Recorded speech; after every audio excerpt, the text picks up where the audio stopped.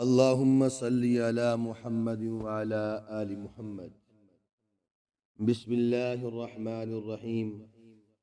عن أبي موسى رضي الله تعالى عنه قال قال رسول الله صلى الله عليه وسلم: من مر في شيء من مساجدنا أو أسواقنا ومعه تبل فليمسك أو ليقبض على نصالها بكفه أن يصيب أحدا من المسلمين منها شيء.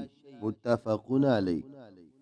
حضرت ابو موسیٰ رضی اللہ تعالیٰ عنہ سے روایت فرماتے ہیں رسول اللہ صلی اللہ علیہ وسلم نے ارشاد فرمایا: جو ہماری مسجدوں میں سے کسی مسجد سے یا بازاروں میں سے کسی بازار سے گزرے اور اس کے پاس تیر ہو تو اسے اچھی طرح روک کر رکھے یا اس کا اگلا دھار والا حصہ مضبوط پکڑ لے، کہیں ایسا نہ ہو کہ کسی مسلمان کو اس سے کوئی تکلیف پہنچ جائے۔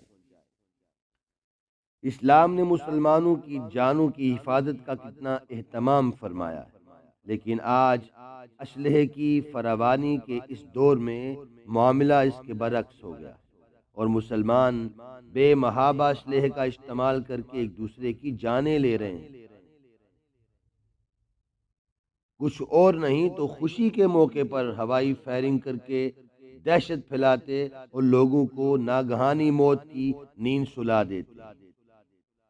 اس حدیث میں یہاں تک فرمایا کہ اس کا اگلا حصہ تم چھپا کر رکھو یا مضبوطی سے پکڑ کے رکھو، کہیں ایسا نہ ہو کہ کسی مسلمان کو گزرتے ہوئے تکلیف ہو جائے۔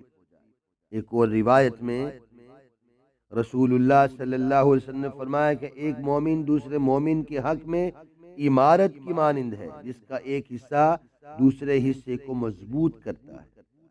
اور آپ صلی اللہ علیہ وسلم نے سمجھانے کے لیے ایک ہاتھ کی انگلیاں دوسرے ہاتھ کی انگلیوں میں ڈال کر دکھائی۔ اس میں مسلمانوں کو اجتماعیت کا درس دیا گیا ہے کہ ایک مسلمان اسلامی معاشرے کی ایک اینٹ ہے۔ جس طرح اینٹیں باہم مل کر ایک دوسرے کی تقویت کا باعث ہوتی ہیں، اسی طرح مسلمان ایک دوسرے کے معاون اور دست و بازو ہوتے ہیں اور باہم ایک دوسرے کا ساتھ دیتے ہیں۔ اللہ تعالیٰ سے دعا ہے اللہ تعالیٰ ہمیں آپس میں پیار، محبت، الفت عطا فرمائے، ایک دوسرے کے ساتھ اتفاق والا معاملہ فرمائے۔ اللہ تعالیٰ عمل کی توفیق عطا